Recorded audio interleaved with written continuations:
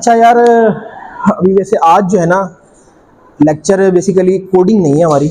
आज ना सारी थ्योरी है, यानी हमने जो तीनों एल्गोरिदम है ना जो रह गए आपके RNN, LSTM और GRU। मतलब हमने आर्टिफिशियल न्यूरल नेटवर्क ANN पढ़ा है और हमने CNN पढ़ा है, कॉन्वोल्यूशनल न्यूरल नेटवर्क 2 पढ़े हैं हमने।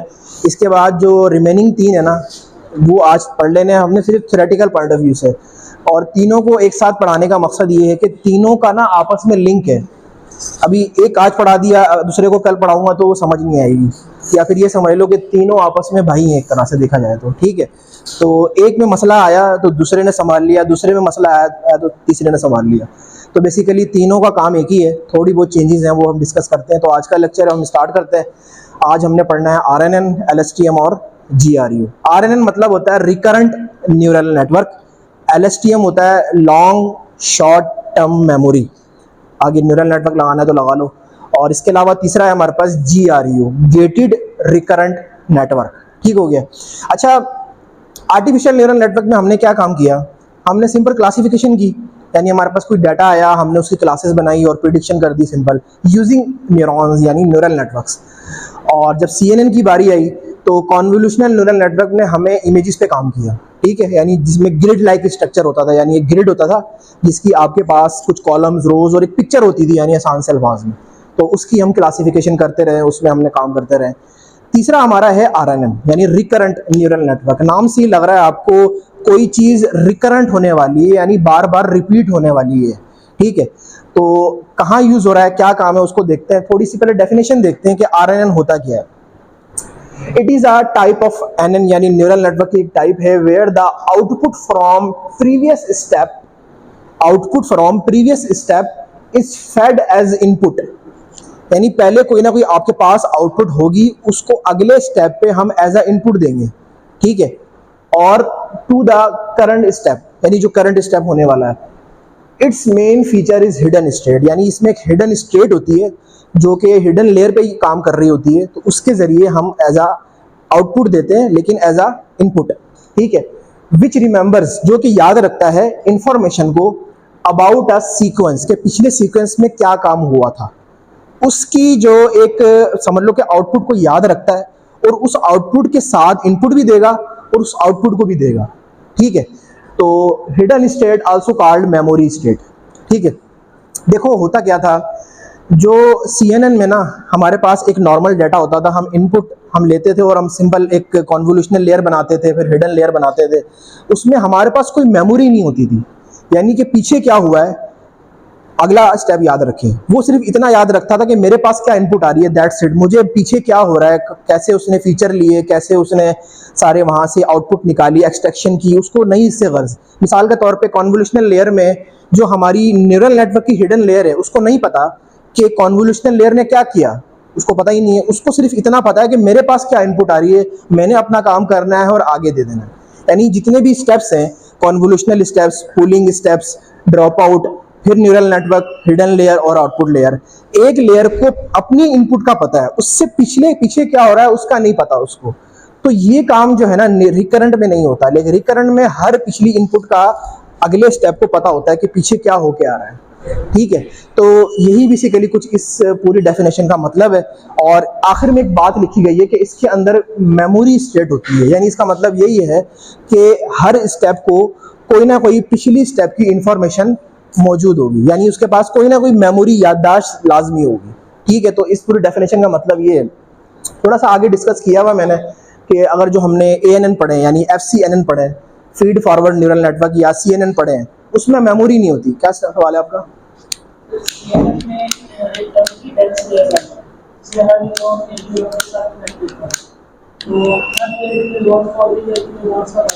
हाँ, मतलब इतना कि उसके पास इनपुट क्या आ रही है पिछली लेयर से। देखो पिछली लेयर से अगली लेयर पे इनपुट ही आ रही है ना, कि वो जो कनेक्टेड है, डेंसली कनेक्टेड है, उसको उससे पिछली लेयर का नहीं पता, या उससे पीछे क्या हुआ उसका भी नहीं पता।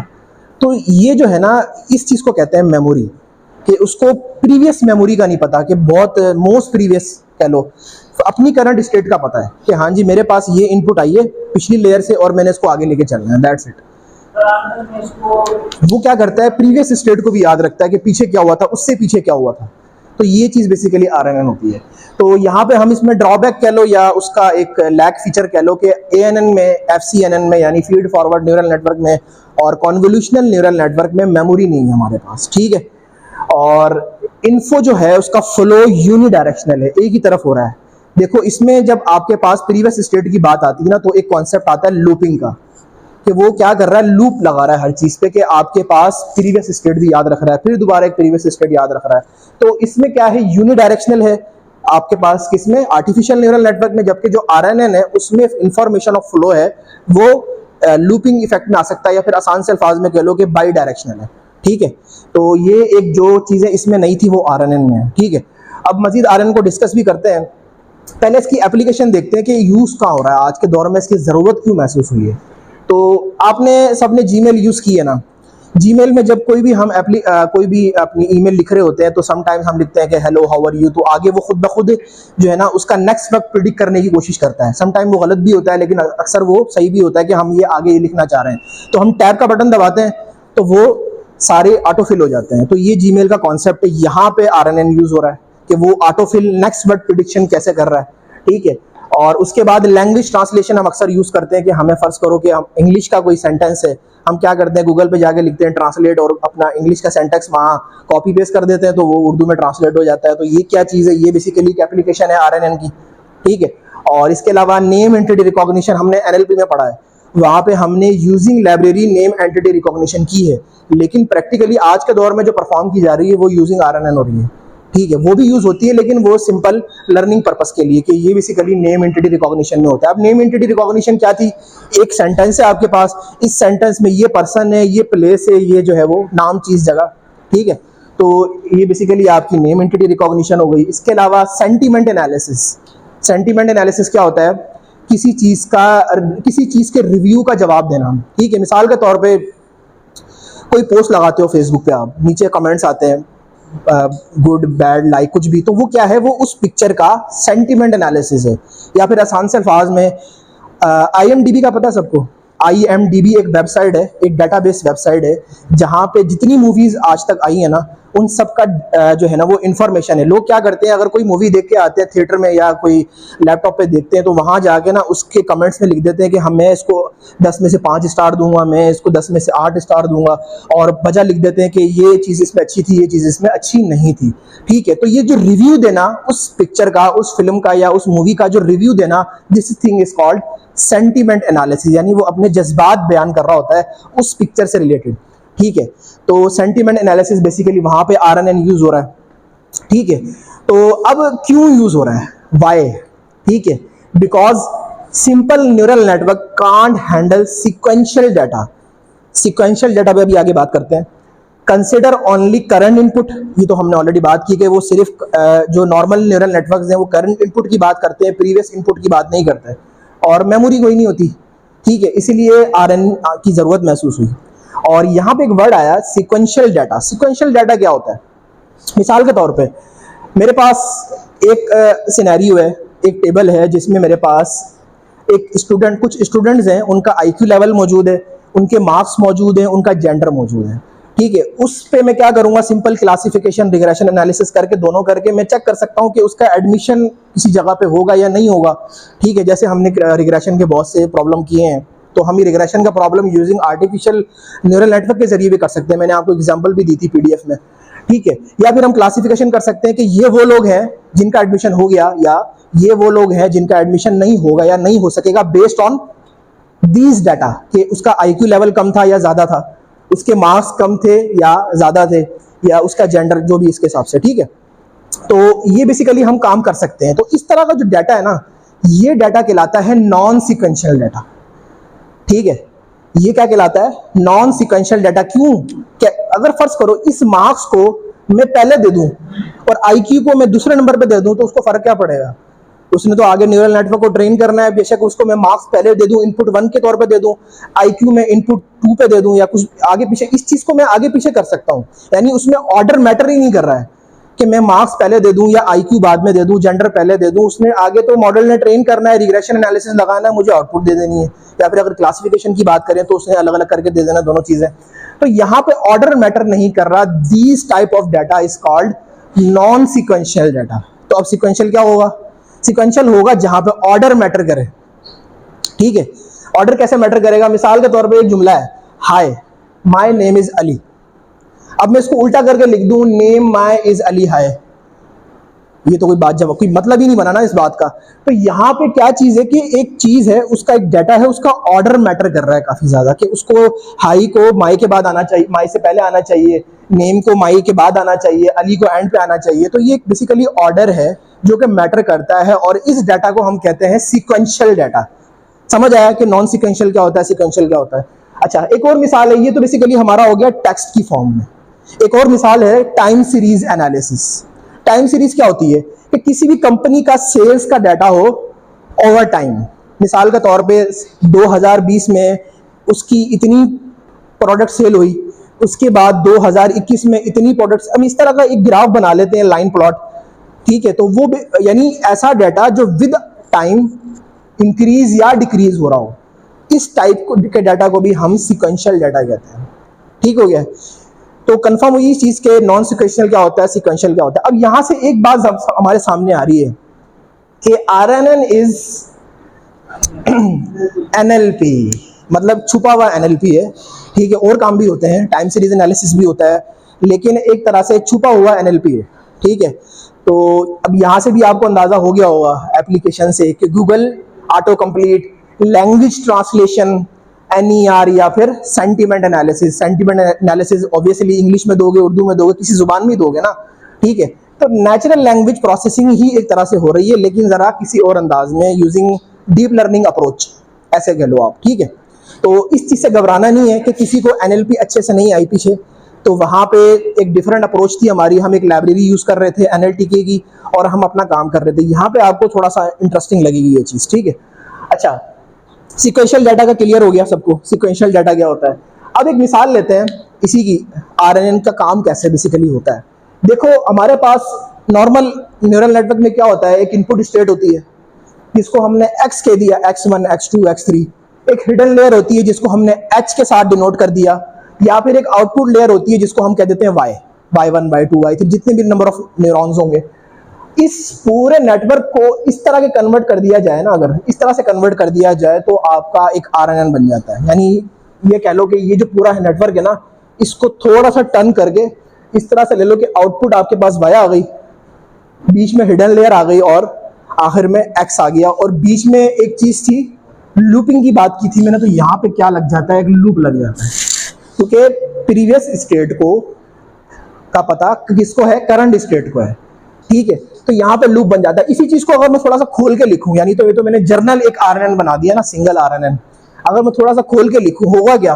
पहले आपके पास एक हिडन स्टेट होगी विद टाइम टी, किसी टाइम में, मैंने नाम नहीं लिखा यहाँ पे, एक टाइम टी में हिडन स्टेट होगी, उसकी एक इनपुट स्टेट होगी। ठीक है, और उसकी एक आउटपुट स्टेट होगी। लेकिन मैंने क्या कहा, उसको प्रीवियस स्टेट का पता होता है। अब ये इनिशियल लेयर है हमारी। ठीक है, इनिशियल लेयर में हिडन स्टेट, तो प्रीवियस स्टेट तो कोई हो नहीं सकती, तो हम यहाँ क्या करेंगे, कोई एक जीरो वैल्यू पास कर देंगे। ठीक है, और उसके बाद आगे चलेंगे, क्योंकि इसको कोई प्रीवियस स्टेट देना जरूरी है, नहीं तो उसका एल्गोरिदम सारा खराब हो जाएगा। ठीक है, अब स्टार्टिंग लेवल पे हमारे पास कोई प्रीवियस स्टेट तो है नहीं, हमने शुरुआत की है यहाँ से, तो हम क्या करेंगे, स्टार्टिंग लेवल पे एक जीरो इनपुट दे देंगे एज अ प्रीवियस स्टेट, और उसको कह देंगे HT-1। ठीक है, और उसके बाद आगे चलेंगे एक टाइम स्टेप में, यानी हमने आज तक क्या करना है, टाइम स्टेप को फॉलो करना है, यानी हमने टाइम ट्रेवल में काम करना है। ठीक है, इस टाइम में मेरे पास ये था, फिर आगे यही वाली जो आउटपुट थी प्रीवियस स्टेट की, वो मैंने अगली लेयर को दे दी, और उसको मैंने इनपुट भी एक दे दी विद टाइम T+1 में, टाइम भी ट्रेवल भी करना है ना साथ साथ, और उसके बाद उसने एक आउटपुट दे दी। ठीक है, उसके बाद फिर दोबारा जो यहाँ से एक प्रीवियस स्टेट आई है, उसको मैंने अगली लेयर पे एज अ इनपुट दे दिया, और इसको भी एक एज अ इनपुट मैंने यहाँ पे प्रोवाइड कर दिया। दो इनपुट्स आ रही है, आउटपुट एक आ रही है। तो इस तरह की चीज को, ये बेसिकली इसकी जर्नल फॉर्म है, यानी अगर मैं इन तीनों को कंबाइन करूं, कंबाइन करके मैं इस तरह से एक जर्नल फॉर्म बना सकता हूं, जिसमें y मेरे पास आउटपुट स्टेट है, x इनपुट स्टेट है, h क्या है, हिडन लेयर, और यहाँ पे लूप लग गया जो ये वाला लूप था, ये वाला। ठीक है, और आपके पास ABC क्या है, ये इसके वेट्स और पैरामीटर्स जितने भी इसमें ऐड होते हैं। ठीक है, तो ये समझ आया कॉन्सेप्ट। यार देखो ना, वो बात करता हूँ आगे, ये आगे एग्जांपल आ रही है, आपको समझ आ जाएगा। अभी फिलहाल आर्किटेक्चर क्या है, इसका मेन आर्किटेक्चर ये है कि ये बेसिकली 3 लेयर नहीं है। तो ये समझाना चाह रहा हूँ कि ये हम टाइम ट्रैवल में आगे बढ़ रहे हैं, काम सिंपल एक ही हो रहा है, ठीक है, लेयर एक ही है, लेकिन हम टाइम ट्रैवल में आगे बढ़ रहे हैं, सिर्फ टाइम चेंज होता है और हम आगे अगली काम कर देते हैं। यानी हमारे पास एक ही लेयर होती है, उसी में प्रीवियस स्टेट दी जाती है, उसी में इनपुट स्टेट दी जाती है, उसी में प्रीवियस स्टेट दी जाती है, वो टाइम ट्रैवल में काम कर रहा है। तो कहने का मकसद ये, अभी एग्जांपल लेते हैं, समझ आ जाएगा आपको। ये समझ आया कि इसका आर्किटेक्चर ये, चाहे मैं इसको खोल के लिख दूं या इस तरह लिख दूं, बात एक ही है, ठीक है। अच्छा, एक एग्जांपल लेते हैं, यहीं से उठाते हैं हम। लैंग्वेज ट्रांसलेशन की एक एग्जांपल ली हमने। लैंग्वेज ट्रांसलेशन में क्या होता है, आप गूगल पे खोलते हो, लिखते हो हाउ आर यू, आपको जवाब मिलता है आप कैसे हो, ऐसा ही होता है ना। ये काम आरएनएन में कैसे होगा? देखो, पहले क्या होगा, आपके पास जितने वर्ड्स हैं उनके वेक्टर्स बनेंगे, क्योंकि जाहिर सी बात है स्ट्रिंग वैल्यू तो हम दे ही नहीं सकते, ये तो हम शुरू से पढ़ते हुए आ रहे हैं। हाउ का एक बन गया वेक्टर, ठीक है। उसके बाद वेक्टर यानी उसकी नंबरिंग जीरोस वंस की फॉर्म में, या तो इसको हमने दिया इस लेयर पे, क्या कह लो, इस लेयर पे। इसकी प्रीवियस स्टेट अभी कौन सी है, हाउ ही है, और इनपुट स्टेट भी हाउ है, ठीक है। आपके पास आंसर आएगा वाई हाउ। वाई क्या है, आउटपुट स्टेट के वाई हाउ, यानी फर्स्ट करो आप, इसने उसको ट्रांसलेट कर दिया आप में, ठीक है। और उसके बाद अगला आपके पास आया आर। आर इसी को देना मैंने अलग से बनाया स्टेप 2 में, ये हम टाइम में ट्रैवल कर रहे हैं। हमने क्या किया, आर को दोबारा कन्वर्ट करके इसी लेयर को हमने दिया, उसने हमें दे दिया वाई आर, यानी क्यों या कैसे, जो भी आप उसको ट्रांसलेट कर रहा है, ठीक है, हो, ठीक है। और यहां पे हमने एक और स्टेट दी उसको हाउ की, कौन सी वाली, जो यहां पे आई थी, क्योंकि उसको प्रीवियस स्टेट भी तो देनी है ना। यहां पे तो प्रीवियस स्टेट सेम थी जो हाउ थी, ठीक है। यहां पे प्रीवियस स्टेट अब हाउ बन गई है, और इनपुट स्टेट कौन सी बन गई है, आर। अब आगे चलो टाइम ट्रैवल में, अब ये वाली आपकी बन जाएगी कौन सी स्टेट, हिडन स्टेट, और ये वाली आपकी इनपुट स्टेट बन जाएगी यू। और आपको ये दे देगा आप कैसे हो, मतलब कैसे पूछ लेगा यू, यानी ये यू का मतलब यहाँ पे आप बनेगा ना बेसिकली। तो तीनों जुमलों को जोड़ के आपको एक फाइनल आंसर दे देगा आप कैसे हो, ठीक है।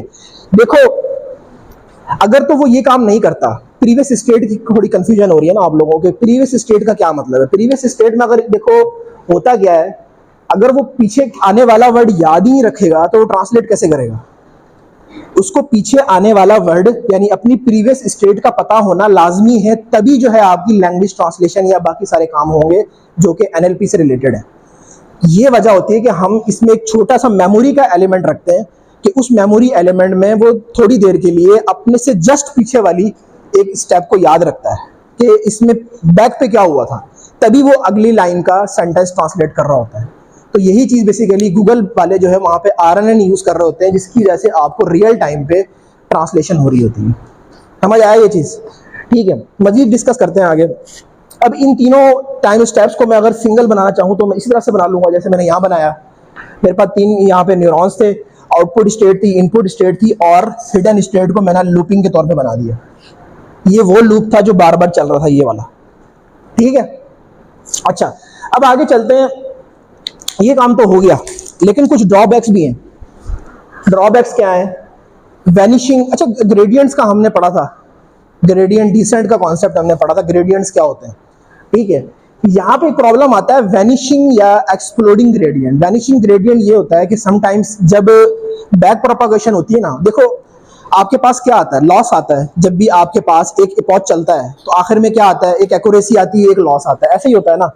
वो जो लॉस है ना, वो दोबारा बैक प्रोपागेट होता है, दोबारा आपके पास न्यूरल नेटवर्क में जाता है, और अगली दफा लॉस की वैल्यू कम होके आती है, ऐसा ही होता है ना। और एक्यूरेसी थोड़ी बढ़ के आ रही होती है।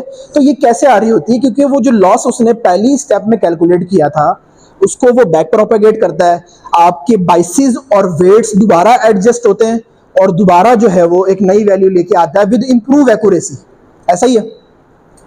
तो वो बेसिकली जो वेट्स का एडजस्ट होना, यहाँ पे लिखा भी है कि sometimes during back training adjusted weights are so small. RNN में ये मसला आता है कि जब बैक ट्रेनिंग होती है ना, तो उसमें जो वेट्स है ना वो इतने स्मॉल हो जाते हैं कि वो ऑलमोस्ट वैनिश हो जाते हैं। मिसाल के तौर पे जब दो वैल्यूज को, वेट्स बेसिकली क्या है, कोई एक न्यूमेरिक वैल्यू होती है ना, हमने एक सवाल भी देखा था इसका कि जब दो वेट्स को, जब बहुत स्मॉल वेट्स को आपस में मल्टीप्लाई करोगे, दो स्मॉल वैल्यूज को जब हम आपस में मल्टीप्लाई करते हैं तो आंसर क्या आता है, एक्स्ट्रा स्मॉल। 0.005 को मल्टीप्लाई करो 0.001 से, आंसर और भी स्मॉल आएगा आपके पास। या फिर इसके बरक्स अगर दो हाई वैल्यूज को आपस में मल्टीप्लाई करो तो आंसर हाई आता है। तो ये स्मॉल का कॉन्सेप्ट बेसिकली क्या होता है कि ऑलमोस्ट उन वेट्स को वैनिश कर देता है, वो खत्म कर देता है। या फिर अगर फर्ज करो वेट्स बहुत ज्यादा बढ़ जाएं तो वो बहुत ज्यादा एक्सप्लोड करना शुरू कर देता है। तो इसकी वजह से क्या होगा, अल्टीमेटली ओवरफिटिंग होना शुरू हो जाएगी। ठीक है, यानी होगा क्या, समटाइम आप देखोगे जब हम इसका कोड करेंगे ना तो आप देखोगे कि एक्यूरेसी आई है फिर दोबारा कम हो गई। कभी ऐसा हुआ है CNN में आपके साथ? आर्टिफिशियल न्यूरल नेटवर्क हमने ट्रेन किए हैं, एपॉच चलाया उस पर, CNN पे किया, कभी ऐसा हुआ ही नहीं है कि लॉस कम हो रहा है, एक्यूरेसी बढ़ती जा रही है। इसमें आप देखोगे कि समटाइम्स RNN में ऐसा भी होता है कि आपके पास वैल्यू एक्यूरेसी शुरू में अच्छी आई है, बाद में कम हो गई है। तो ये जो मसले मसाइल हल करने के लिए ना फिर इसका दूसरा भाई आया था, LSTM, long short term memory. ठीक है, उसको बात करते हैं, पहले इसको कंप्लीट कर लें हम। दूसरा क्या है, कंप्यूटेशनल कॉम्प्लेक्सिटी, यानी एक्सपेंसिव है। यानी मिसाल के तौर पे जब इस चीज को खत्म करने के लिए आप लेयर बढ़ाओगे, या फिर ये कह लो कि आप नंबर ऑफ न्यूरॉन्स इस लेयर में ज्यादा दोगे, तो हो सकता है कंप्यूटेशनल बढ़ जाए, क्योंकि वेक्टर बन रहे हैं ना। अगर आपके पास लॉन्ग सीक्वेंस हो जाती है, एक पूरा पैराग्राफ या पूरा चैप्टर आपके पास आ जाता है ट्रांसलेट करने के लिए, तो वो क्या हो गया, पूरा लॉन्ग सीक्वेंस बन गई। उस लॉन्ग सीक्वेंस के हर वर्ड को जब उसके वेक्टर बनेंगे, यानी उसकी जो डिजिट फॉर्म बनेगी, तो कितना ज्यादा डाटा हो जाएगा, जिसकी वजह से उसकी कंप्यूटेशनल जो पावर है उसको बहुत ज्यादा चाहिए, टाइम बहुत ज्यादा चाहिए ट्रेन होने के लिए। तो ये भी एक उसका ड्रॉबैक है। पहला क्या था, वैनिशिंग वाला। दूसरा क्या है कि कॉम्प्लेक्सिटी बहुत ज्यादा है इसमें। ठीक है, क्यों? क्योंकि हमारे पास हर डाटा का एक वेक्टर बनना है। अच्छा, ये वेक्टर पे ना कल हम एक लैब करेंगे प्रॉपर कोडिंग की, तो ये परेशान नहीं होना कि ये किस तरह से कन्वर्ट होता है। तो वैसे हमने इसकी बात NLP में की थी, BOW के नाम से, बाओ, बैग ऑफ वर्ड्स। अगर किसी को याद नहीं तो वो चैप्टर मैंने जो PDF दी है उसमें आखिर में ना हमने ये कन्वर्ट किया था, जिसमें हमने एक मैट्रिक्स बनाया था और उसके बाद उसको सेट किया था। तो कल दोबारा करेंगे, लेकिन कल करेंगे यूजिंग डीप लर्निंग। ठीक है, तो ये दो प्रॉब्लम्स आते हैं, ड्रॉबैक्स। ठीक है, तो इन दोनों ड्रॉबैक्स को, जब देखो ड्रॉबैक्स के बाद ही कोई एक नई इजाद होती है ना कि ये ड्रॉबैक्स आए हैं, इनको सॉल्व आउट करना है, कोई नई चीज लेके आनी है। तो यही वजह थी कि इसके बाद LSTM आ गया था। LSTM भी सेम प्रोसीजर पे काम कर रहा है, लेकिन नाम से जाहिर है कि इसकी मेमोरी कितनी है, शॉर्ट है, छोटी है, शॉर्ट टर्म मेमोरी है। यानी आसान से अल्फाज में आपने दो फिल्में देखी होंगी, एक का नाम है मोमेंटो, सन 2000 में आई थी, इंग्लिश फिल्म थी। उसमें क्या होता था कि वो थोड़ी देर के लिए भूल जाता था कि मैं कहाँ हूँ, मुझे कुछ याद नहीं आ रहा। इसी को कॉपी किया था इंडिया ने और अपनी एक फिल्म बनाई थी गजनी। ठीक है, उसको क्या होता था कि उसको याद नहीं, उसकी मेमोरी शॉर्ट टर्म मेमोरी थी ना, उसको याद नहीं रहता था कि मैं कहाँ हूँ, मैं क्या कर रहा हूँ। तो यही प्रॉब्लम RNN के साथ भी है। यानी RNN आज का क्या है, मोमेंटो है, यानी गजनी है, जो भी कह लो उसको। ठीक है, तो ये कॉन्सेप्ट है, समझाने के लिए बता रहा हूँ मैं। अच्छा, अब टाइप्स है कुछ इसकी, ये यहाँ तक कॉन्सेप्ट क्लियर हुआ है। टाइप्स की बात करते हैं, इसकी 4 टाइप्स हैं, 1 to 1, 1 to many, many to 1, many to many। 1 to 1 में क्या होगा कि एक ही इनपुट होगी, एक ही आउटपुट होगी। इसकी एग्जांपल है कि हमने नॉर्मल क्लासिफिकेशन करनी है, यानी 1 to 1 को आप वनीला RNN भी कह सकते हो। वनीला बेसिकली इन्होंने नाम इसलिए दिया है कि वनीला फ्लेवर जो है ना एक जर्नल फ्लेवर होता है, तो वो सबको पसंद आ जाता है बेसिकली। तो सिंपल RNN या simple classification RNN is also called vanilla RNN। ठीक है, ये नाम मैंने नहीं दिया, ये जस्ट उन्होंने दिया है। इसकी एग्जांपल सिंपल क्लासिफिकेशन हम परफॉर्म कर सकते हैं इसमें। Many to one, many inputs होंगी, और sorry 1 to many, 1 to many में क्या होगा, 1 इनपुट होगी लेकिन आउटपुट ज्यादा होगी। इसकी एग्जांपल कैसे हो सकती है, म्यूजिक जनरेशन। म्यूजिक में क्या होता है कि हम उसको कोई एक वर्ड देते हैं और उस पर वो म्यूजिक जनरेट करके देता है। या फिर आसान से अल्फाज में इमेज कैप्शनिंग, एक इमेज दी जाती है, उस इमेज में जो कुछ हो रहा है वो क्या करेगा, उसको कैप्शन में लिख के दे देगा आपको। कैप्शन अब सबको आइडिया होगा, आप सब सोशल मीडिया यूज करते हो, किसी भी सब टाइटल को कहना वो कैप्शन कहलाता है। तो किसी भी इमेज में क्या हो रहा है, जैसे कि कोई फुटबॉल खेल रहा है या कोई क्रिकेट खेल रहा है, तो वो उसको एक कैप्शन में लिख देना, तो ये क्या होगा, इनपुट क्या थी, एक थी आपके पास, एक इमेज थी, आउटपुट क्या है, मैनी कैप्शंस है आपके पास। तो ये आपके पास क्या हो गया, 1 to many। आगे क्या है, मैनी टू वन, यानी इनपुट ज्यादा है आउटपुट एक है। इसकी एग्जांपल हो सकती है सेंटीमेंट एनालिसिस। होता क्या है, हम बहुत सारी इनपुट देते हैं, यानी हम कहते हैं कि ये मूवी में ये खराब था, ये अच्छा नहीं था, ये इंटरवल के बाद ये मसला हो गया, और कम्प्लेक्स अच्छा नहीं था, जो है इसमें एंडिंग अच्छी नहीं थी, इन्होंने इंट्रो अच्छा नहीं लिया। काफी सारे कमेंट्स दे देते हैं, मैनी कमेंट्स दे देते हैं, और आउटपुट क्या होता है, नेगेटिव या पॉजिटिव, कि उसने नेगेटिव सेंटीमेंट दिया है या पॉजिटिव सेंटीमेंट दिया है। तो ये क्या हो गया, मैनी टू वन। असल में हमने जो काम करना है ना आगे टेक्स्ट उसमें कोडिंग में, वो सेंटीमेंट एनालिसिस पे करना है। हम IMDb पे जाएंगे, वहां से रिव्यूज उठाएंगे, और जो आज के दौर में लेटेस्ट मूवी रिलीज हुई है उसका भी हम रिव्यू उठा के अपने मॉडल को देंगे। तो मैंने थोड़ा सा आइडिया देने के लिए इस पे काम करेंगे इंशाल्लाह। हम परसों, कल हम करेंगे वर्ड एम्बेडिंग पे, और परसों हम करेंगे सेंटीमेंट एनालिसिस सबके साथ, RNN के साथ भी, LSTM के साथ भी, GRE के साथ, फिर कंपेयर करेंगे सबको। अच्छा, आगे क्या आखिर में, many to many, multiple inputs multiple outputs हो गया रहा है। NER, आप पूरा कोड दे देते हो, पूरा सेंटेंस दे देते हो, उसमें वो क्या करेगा, टैगिंग करके बताएगा ये कंपनी है, ये जगह है, ये जो भी कुछ है। लैंग्वेज ट्रांसलेशन भी मैनी टू मैनी की मिसाल है। इसमें आप मल्टीपल सेंटेंसेस देते हो, मल्टीपल आपको आउटपुट्स मिल जाती हैं, ऐसा ही होता है। तो ये कुछ काम हमारे पास इसकी टाइप्स के हैं, समझ आइए, आसान था ये तो। अच्छा, यहाँ तक RNN की बात खत्म होती है। अब RNN के कुछ वेरिएंट्स हैं। वेरिएंट्स तभी आते हैं जब पीछे वाले में कोई ना कोई प्रॉब्लम हो। जैसे हमने यहाँ प्रॉब्लम की बात की कि इसमें वेनिशिंग ग्रेडियंट का प्रॉब्लम था या इसमें कॉम्प्लेक्सिटी का इशू था, तो हमारे पास कुछ वेरिएंट सामने आ गए। पहला वेरिएंट आया बाई डायरेक्शनल RNN, BRNN। इसमें होता क्या था, पहले तो LSTM से पहले उन्होंने जो ये वाला प्रॉब्लम था ना, उसको थोड़ा सा सॉर्ट आउट करने की कोशिश की कि यूजिंग बाई डायरेक्शनल, यानी आपके पास वन डायरेक्शन होगा, उसकी एक रिवर्स डायरेक्शन भी होगी। रिवर्स डायरेक्शन में क्या आपके पास सवाल आ सकता है, मिसाल के तौर पे आपकी इंफॉर्मेशन का जो फ्लो है वो 2 डायरेक्शन होगा। नाम से तो ये ज़ाहिर हो रहा है, कैसे होगा। मिसाल के तौर पे एक स्टेटमेंट है, Ali loves Apple, it's keep him healthy. Ali को एप्पल पसंद है, जो कि उसको हेल्दी रखता है, ठीक है। एक और दूसरी स्टेटमेंट है कि Ali loves Apple, it produce best gadgets. अब यहाँ पे एप्पल क्या है, एक फल है, फ्रूट है, या कंपनी है? तो जब आगे उसने नेक्स्ट वर्ड की प्रिडिक्शन करनी है, तो उसको दोबारा बैक पे लेके आना है सेंटेंस को, ताकि वो सही प्रिडिक्ट कर सके कि एप्पल एक फ्रूट है कि एप्पल एक कंपनी है। तो ये चीज भी समटाइम होती है। तो ये चीज सॉल्व आउट की जा सकती है यूजिंग बाई डायरेक्शनल RNN। क्यों? क्योंकि RNN सिर्फ प्रीवियस स्टेट की इंफॉर्मेशन रखता है, बाकी बहुत बैकएंड पे क्या हो रहा है उसको नहीं पता। उसको जस्ट एक स्टेप पीछे अपनी इंफॉर्मेशन पता होती है कि मेरे पास अली है, वो लव्स है। जब लव्स आएगा तो लव्स के पीछे अली की इंफॉर्मेशन तो होगी उसके पास, लेकिन जब एप्पल आएगा तो उसके पास अली की इंफॉर्मेशन नहीं होगी, सिर्फ लव्स की इंफॉर्मेशन होगी। तो ये RNN में थोड़ा सा ड्रॉबैक था, जिसकी वजह से बाई डायरेक्शनल आया, जिसमें इस तरह की स्टेटमेंट को सॉल्व आउट किया जाता है। ठीक है, समझ आया ये चीज? ये भी हम करेंगे सेंटीमेंट में, ठीक है। अब आगे चलते हैं लॉन्ग शॉर्ट टर्म मेमोरी। ठीक है, देखो नाम से ज़ाहिर है, लॉन्ग टर्म मेमोरी भी होगी, शॉर्ट टर्म मेमोरी भी होगी, दोनों होंगी। ठीक है, यानी इसमें क्या होगा, आपके पास एक स्टेट एक्स्ट्रा आ जाएगी। उसमें हिडन स्टेट भी थी, जिसका काम क्या था, मेमोरी को संभालना। ठीक है, इसमें एक आ जाती है सेल स्टेट, एक स्टेट और बढ़ जाती है। ठीक है, जो क्या करेगा, देखो हिडन स्टेट क्या कर रहा है, प्रीवियस इंफॉर्मेशन क्या है उसको याद रखेगा। सेल स्टेट क्या करेगा, जो ज्यादा प्रीवियस इंफॉर्मेशन है ना, जैसे उसमें कोई खास बात है, उसको भी याद रखेगा। मिसाल इसकी मैंने दी है आगे जाके, जैसे कि मिसाल के तौर पे किसी की मिसाल ली कि अली ईट समोसा, अली समोसे खाता है, it is a Pakistani food.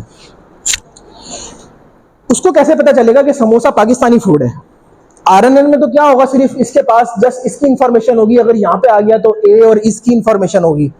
अब कोई ऐसा स्टेट होनी चाहिए, कोई ऐसा बंदा होना चाहिए, तो जब पाकिस्तानी प्रेडिक्ट हो तो उसको बता दे कि पीछे समोसे की बात हो रही है। तो इसके लिए एक स्टेट होनी चाहिए एक्स्ट्रा, सेल स्टेट। वो क्या करेगी, ये वाली सेल स्टेट याद रखेगी कि ये वाला इंफॉर्मेशन समोसा इंपॉर्टेंट है, इसकी बेस पे पाकिस्तानी की प्रेडिक्शन होनी है कि ये एक पाकिस्तानी फूड है। ठीक है, होता कैसे, देखो RNN has short term memory problem, ठीक है, इन लॉन्ग सीक्वेंसेस, लंबे सीक्वेंस की बात हो रही है। LSTM has a long term memory also. कैसे? जैसे मिसाल के तौर पे इसके मैकेनिज्म की बात की जाए तो इसमें 3 गेट मैकेनिज्म होता है। पहला गेट होता है आपके पास फॉरगेट गेट, दूसरा होता है इनपुट गेट, और तीसरा होता है हिडन गेट, स्टेट या गेट कह लो, कुछ भी कह लो। तो ये तीनों क्या करते हैं, आपस में एक दूसरे के साथ ताल्लुक के साथ बेसिकली इंफॉर्मेशन को याद रखते हैं और भुलाते हैं, इंफॉर्मेशन को याद रखते हैं और भुलाते हैं। इसकी वजह से वो आगे नेक्स्ट वर्ड की प्रिडिक्शन होती रहती है हमारे पास, ठीक है। अच्छा, मिसाल के तौर पे अब काम कैसे करता है, जैसे सेल स्टेट है, मैंने बता दिया, इसके पास इसकी लॉन्ग टर्म मेमोरी होगी, और जो हिडन स्टेट है उसके पास शॉर्ट टर्म मेमोरी होगी, ठीक है। तो दोनों के मिलाप से ही आपका LSTM बन रहा होता है। क्या सवाल है?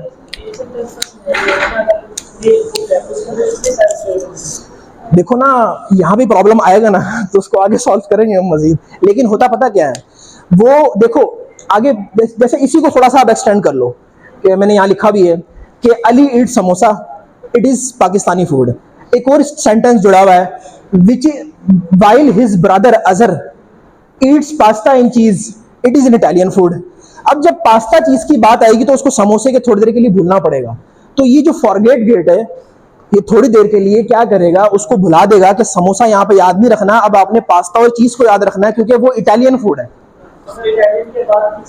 तो ऑब्वियसली ये बेसिकली 3 गेट काम कर रहे हैं ना। दोबारा वो फिर पिज्जे को भूल जाएगा, समोसे को याद रखेगा, बाद वही लाइन से। बेसिकली ये जो काम कर रहे होते हैं ना, इन 3 गेट्स का काम है कि अब इस इंफॉर्मेशन को याद रखना है, इसको इनपुट के तौर पे देना है, इसको फॉरगेट कर देना है, और इसको यहाँ पे याद रखना है। ये 3 गेट मैकेनिज्म है ना LSTM में। कौन सा मैकेनिज्म है? एक फॉरगेट गेट होता है जो कि इंफॉर्मेशन को भूलने के लिए काम आएगा, इनपुट होगी जो कि जो नई इंफॉर्मेशन आ रही है उसके लिए काम आएगा, और हिडन स्टेट जो कि उसकी जो शॉर्ट टर्म मेमोरी चल रही है साथ साथ। तो ये तीनों गेट्स यूजिंग एक्टिवेशन फंक्शन सारे अपना काम करेंगे। आगे जाके कहानी फिर गुजरती वहीं से ही है, एक्टिवेशन फंक्शन से, कि अब ये फॉरगेट गेट है, इसको आगे जाके हमने, देखो मैंने पूरा मैकेनिज्म बनाया हुआ है कि ये फॉरगेट गेट है। पहले आपके पास इनपुट आई, हिडन स्टेट आई, और एक सेल स्टेट जो कि उसके पास इंफॉर्मेशन है। ये तीनों पास होके जाएंगे सिग्मॉइड फंक्शन में से और आगे जाके मल्टीप्लाई हो जाएंगे, ठीक है। यहाँ पे इंफॉर्मेशन फिर इसके पास भी जा रही है, तो ये क्या होगा, ये इनपुट गेट है, यहाँ पे इंफॉर्मेशन दे देगा, और ये दोनों अल्टीमेटली जाके यहाँ पे ऐड हो जाएंगे, और जाके एक आपके आखिरी में आपके पास एक नई टाइम स्टेप के लिए ये वाली सेल स्टेट आ जाएगी। आगे भी तो प्रोवाइड करनी है चीज़ों को। ये बेसिकली मैंने एक सिंगल LSTM सेल बनाया है। अगर मैं इस पूरे को बताऊँ ना, LSTM सिंगल LSTM सेल है जिसमें आपके पास इनपुट है, आपके पास हिडन स्टेट है, आपके पास सेल स्टेट है, और अंदर में 3 गेट का मैकेनिज्म है जो कि फॉरगेट याद रखेगा, इनपुट याद रखेगा, और आउटपुट को याद रखेगा। तो ये इस तरह से काम चल रहा होता है। आपकी आउटपुट बेसिकली एक एक्टिवेशन फंक्शन में से होकर गुजर रही होती है। अब यहाँ से एक चीज़ बड़ी इंपॉर्टेंट है कि यहाँ पर रेलू फंक्शन नहीं काम होते, क्योंकि रेलू फंक्शन ज़्यादा जो है ना वो आपकी नेगेटिव वैल्यूज को ख़त्म कर देते हैं। अब यहाँ पे वेक्टर में नेगेटिव आ गया तो वो तो ख़त्म कर देगा और सारा डाटा ओवरफिट हो जाएगा आपका।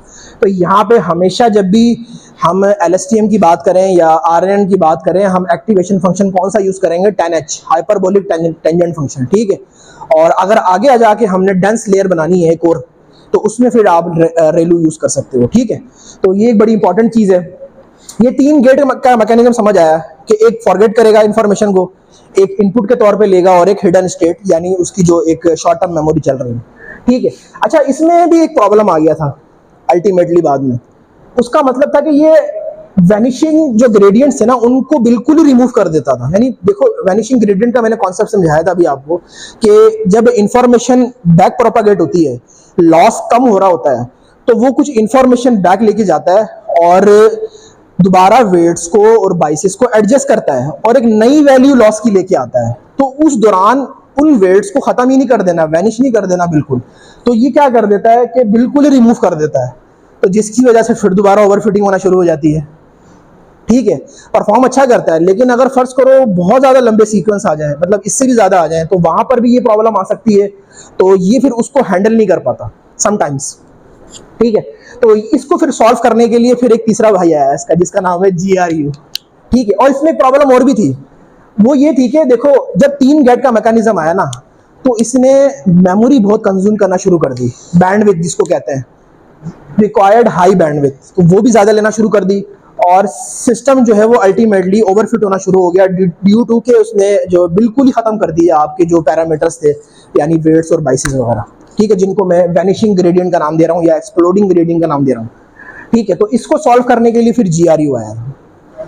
अच्छा इसमें भी फिर ना एक कॉन्सेप्ट और आया था बाई डायरेक्शनल LSTM का, जो कि इतना पॉपुलर नहीं हुआ क्योंकि अल्टीमेटली फिर प्रॉब्लम्स वहां भी होना शुरू हो गए थे कि वो 2 डायरेक्शनल कम्युनिकेशन करवा के ना इन चीज़ों को सेट करने की कोशिश करें, लेकिन अल्टीमेटली रिजल्ट्स उनको फिर भी नहीं मिले। कॉन्सेप्ट वही है जो ये वाला है, ठीक है। LSTM 2 डायरेक्शन में मूव कर रहा है।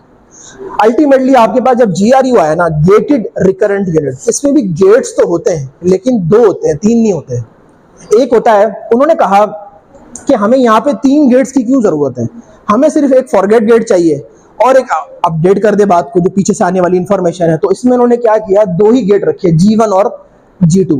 G1 क्या कर रहा था, आपकी इंफॉर्मेशन को अपडेट कर रहा था, यानी how much pass memory to retain, यानी कितनी देर तक मुझे ये मेमोरी को याद रखना है। उसको जब इंफॉर्मेशन पता चल गई ना कि समोसे को मैंने इतनी देर तक याद रखना है, तो वो गेट उसको उतनी देर तक याद रखेगा और ओवरफिट नहीं होने देगा बात को। उसके बाद G2 क्या करता था, reset gate, how much of memory to forget, कितनी देर में भुलाना है उसको, कितनी देर याद रखना है और कितनी देर बाद भुला देना है। तो ये 2 गेट मैकेनिज्म बना दिया। हुआ क्या, अल्टीमेटली बैंडविड्थ कम यूज होना शुरू हो गई, सिस्टम आपका ओवरफिटिंग से बच गया और अल्टीमेटली हमारे पास एक फाइनल एक बेहतर सोल्यूशन मिल गया। ये अभी आया, ज्यादा देर नहीं हुई इसको, सन 2014 में ना। और आपका जो ये LSTM था ये 1999 में आया था, यानी उसके बाद काफी दिनों तक काम चलता रहा, काफी सालों तक, इवन के बाई डायरेक्शनल से भी ये सॉर्ट आउट नहीं हुआ। 2014 में फर्स्ट टाइम ये आया और उसके बाद अब जितने भी एल्गोरिदम बन रहे हैं जो एफिशिएंटली बन रहे हैं वो सारे GRU में बन रहे हैं। हम ना असल में क्या करेंगे, हम करेंगे कल परसों करेंगे इंशाल्लाह सेंटीमेंट एनालिसिस, यानी हम डाटा सेट लेंगे, उस पर मूवीज की रिव्यूज के ऊपर काम करेंगे और हम सारे के सारे मॉडल लगा देंगे और फिर देखेंगे बेटर कौन परफॉर्म कर रहा है, ठीक है। उसमें अगर आपके पास LSTM की एक्यूरेसी ज्यादा भी आ रही होगी ना, लेकिन वो ओवरफिट नहीं कर रहा होगा कभी भी, आपको ओवरफिटिंग जहां नहीं मिलेगी वो मिलेगी GRU में। इसकी एक्यूरेसी भी अच्छी आएगी और ओवरफिटिंग नहीं होगा डाटा, यानी बहुत ज्यादा कंजेस्टेड नहीं होगा डाटा। तो ये 2 कॉन्सेप्ट आया। अब यहाँ पे एक कॉन्फर्मेशन भी लिख दी मैंने कि GRU क्यों ओवरफिटिंग नहीं हो रही है, क्योंकि LSTM में होती थी और लेस मेमोरी ले रहा था, LSTM में ज्यादा मेमोरी यूज हो रही थी आपके पास, और लॉन्ग टर्म डिपेंडेंसीज जो आपके यानी पूरे चैप्टर यानी इवन के पूरे जो है रिपोर्ट्स आपकी जो है ना उसको आराम से हैंडल कर लेता था, ठीक है। और इसके अलावा एग्जांपल मैंने दी थी आपको यहीं कि अगर अली जो है वो समोसा खाता है तो बेसिकली वो पाकिस्तानी फूड है, और उसके बाद अगर जो इसका ब्रदर अजहर है वो पिज़्ज़ा या चीज़ पसंद करता है, वो एक इटालियन फूड है। तो ये जस्ट मैंने एग्जांपल दी थी, कॉन्सेप्ट वही है जो बेसिकली यहाँ है। अच्छा ये थोड़ी सी ना मैंने इलस्ट्रेशन बनाई है समझाने के लिए उसी एग्जांपल की कि Ali eat samosa, it is a Pakistani food. अब होगा क्या, पहली स्टेट आई, अली इनपुट आया, यही आपकी हिडन स्टेट है, अली को याद रख लिया उसने। ये बेसिकली LSTM की है, GRU की भी ऐसी बन जाती है ऑलमोस्ट। फिर नेक्स्ट स्टेप पे उसने प्रीवियस को याद रखा, प्रीवियस क्या था, अली था, और नहीं क्या था, ईट्स, तो अली और ईट्स दोनों आ गए। उसके बाद आगे चल रहा है, अब उसको अली को भूलना पड़ेगा, ईट्स और समोसा को याद रखना पड़ेगा। इस कंडीशन में अगर मैं सिंपल RNN लगा दूंगा तो एंड पे तो उसको याद ही नहीं होगा प्रिडिक्ट क्या करना था, क्योंकि उसके पास तो वो तो गजनी है, उसको तो इन्फॉर्मेशन ही कोई नहीं है कि समोसा पीछे क्या था। वो पाकिस्तानी प्रिडिक्ट ही नहीं कर सकता अगर सिंपल RNN की बात करें हम। तो अगर हम LSTM की बात करें तो उसमें एक और स्टेट आ जाती है जो क्या करेगी, शुरू में एम्प्टी रहेगी, समोसे के वक्त उसको समोसा याद आ जाएगा बेसिकली कि समोसा यहाँ पे याद रखना है, और नीचे वाली एज इट इज वही है कि अली आया, फिर ईट्स और अली और ईट्स, समोसा आया, अली को फॉरगेट कर दिया, ईट्स और समोसा, और आगे चलते चलते आपके पास उसको याद रहेगा समोसा था और ये पाकिस्तानी फूड है, ठीक है। क्यों, क्योंकि उसको एक प्री ट्रेन मॉडल दिया हुआ है इंग्लिश का, इस वजह से। तो इस तरह से ये बेसिकली प्रेडिक्शन हो रही होती है। समझ आया?